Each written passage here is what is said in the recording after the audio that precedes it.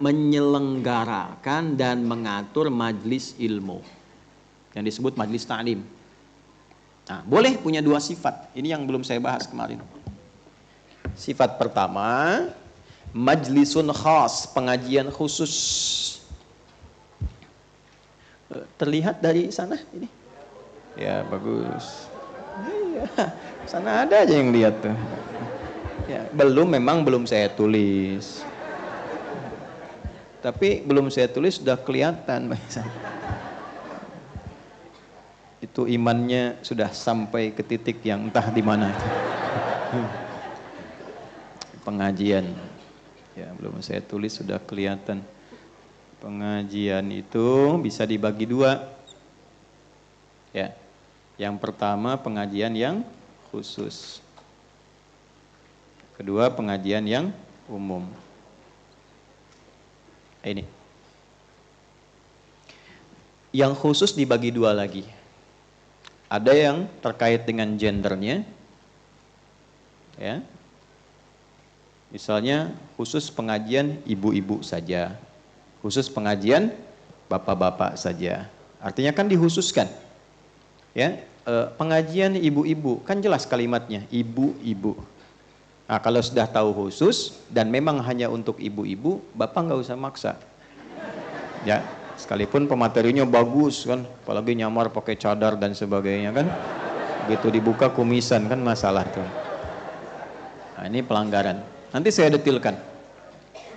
Yang kedua, ada memang secara tema dan kondisinya ini khusus. Ya. Misal kondisi di instansi tertentu untuk pembekalan tertentu. Tadi saya sampaikan sifat di militer, misalnya pembekalan, ada pasukan khusus atau armed, cavalry, macam-macam, infanteri, khusus pengajian. Atau di udara ada skuadron misalnya 17, 14, macam-macam. Pengajian di situ. Nah, tidak menjadi adab yang baik ketika Anda maksa. Ini kan untuk mengenal Allah, masa dibatasi? Gitu ya. Ini dikhususkan situasinya beda, kondisinya tidak sama. Atau misalnya di perusahaan tertentu ingin ada pembekalan keislaman, jadi terbatas, bukan ingin eksklusif, tapi kondisinya memang terbatas. Paham sampai sini? Baik. Nah, yang khusus terkait gender ini sampai diatur, Bu. Misal, kalau kita ngaji beberapa hadis-hadis termasuk di Al-Bukhari, topik ketiga itu ada namanya Kitabul Ilmi. Jadi di Al-Bukhari itu ada 97 topik. Terus dijadikan sangat sistematis terkurikulum. Ada subtopiknya lagi, diurutkan satu-satu. Itu sampai diukur gini, Bu. Dari harinya, dari orangnya, tempat sampai materinya. Misal, ini ibu-ibu nih. Nabi itu sering milih hari apa sih pengajian untuk ibu-ibu? Ya, ada beberapa yang konsultasi pada Nabi, ya Rasulullah, laki-laki enak benar. Dapat pengajian tentang hadis, dapat arahan tentang ini. Kami bagaimana perempuan? Nabi menyebut, ya udah kumpul di hari ini di tempatnya si fulanah. Itu tempat tuh sampai dirinci, sampai ke detilnya. Nah, jadi ibu pun boleh tukeran tempat di sini, tapi dilihat dulu yang punya rumah, dia sedang gelisah enggak, sedang punya masalah enggak, sedang nyaman enggak. Jangan sampai sudah ada beban, walaupun kebagian ketempatan, tapi sedang punya beban, jangan dibebani lagi. Tapi dibuat dengan konsep yang lain. Dia sampai sebegitunya. Sampai nanti Nabi melihat situasinya. Oh, si fulanah lagi begini. Itu sampai Nabi katakan, ya ada seseorang yang punya anak dan dia kelelahan merawat anaknya itu.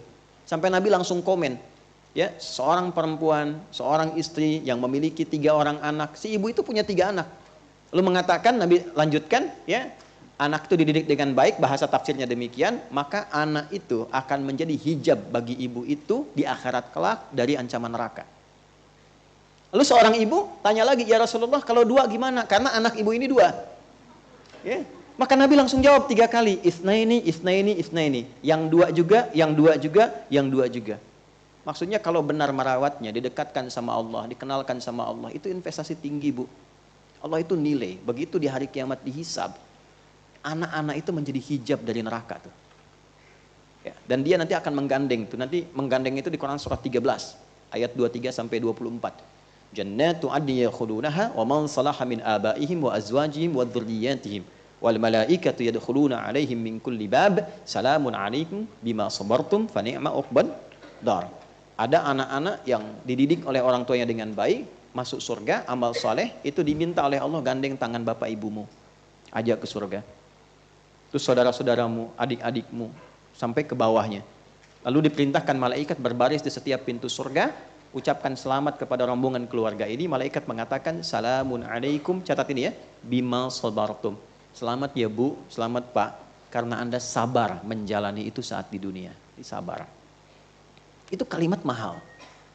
Temanya pun diatur. Jadi sampai sebegininya gitu, dalam Islam tuh sampai sebegitu. Jadi ibu tuh kalau bikin pengajian, gak usah tinggi-tinggi. Bahas pengajian, dibahas fikih jihad. Ya, bahas tentang peningkatan ekonomi. Udah ibu di rumah ngaji gimana caranya jadi perempuan yang baik. Ayat-ayat, hadis-hadis tentang jadi ibu, jadi istri, jadi anak. Apakah boleh perempuan kemudian bekerja, profesi apa yang dibolehkan, seperti apa syaratnya, itu yang dibahas. Jangan dikira sendirian, zaman Nabi itu ada yang perawat, ada yang dokter. Jangan salah loh. Sayyidah Aisyah itu seorang ahli di bidang kedokteran. Sayyidah Fatimah itu ahli di bidang perawatan. Beliau seorang perawat. Itu ada nasabnya. Ya, ini ada turunan-turunan. Sama dengan tema-tema khusus, saya sering sampaikan. Ya, teman-teman misalnya yang pebisnis nih. Pebisnis, pengusaha, kenapa sih nggak ada kajian khusus membahas tentang dunia usaha? Keluarkan ayat-ayat khusus membahas tentang bisnis. Hadis-hadis pedoman tentang berbisnis bagaimana. Keluarkan, inilah yang dimaksud tematik. Anda yang mahasiswa-mahasiswa, kenapa nggak kumpul? Keluarkan kajian tentang bab ilmu. Ayat-ayat yang bisa menghadirkan akselerasi pengetahuan. Gimana caranya menghafal dengan cepat. Menghafal dengan mudah. Bagaimana caranya menghimpun ilmu yang berkah. Menguasai berbagai bidang pengetahuan. Dulu orang Islam, itu hampir tidak ada yang menguasai 1-2 bidang. Rata-rata paling sedikit 5 bidang. Ya, silahkan cek Imam Syafi'i itu berapa disiplin ilmu yang dikuasai. Bukan hanya tafsir, hadis, fikih, ya, usul fikih, sejarah. Beliau itu juga hatam dalam bab kedokteran. Ada yang sampai juga ke bidang-bidang fisika. Ya, Anda kenal misalnya pernah dengar Avicenna itu? Ya kan? Ya. Pernah dengar Al-Kindi, Al-Farabi, ya kan? Al-Ghazali dan turunan-turunannya. Itu bukan 1-2 bidang ilmu. Siapa dokter yang paling terkenal dalam dunia Islam? Ibnu Sina, nama baratnya Avicenna. Orang taunya cuma bapak kedokteran. Itu anak ini dari kecil sudah didekatkan oleh orang tuanya menjadi ahli Quran. Itu ahli Quran, hafal Quran 30 juz.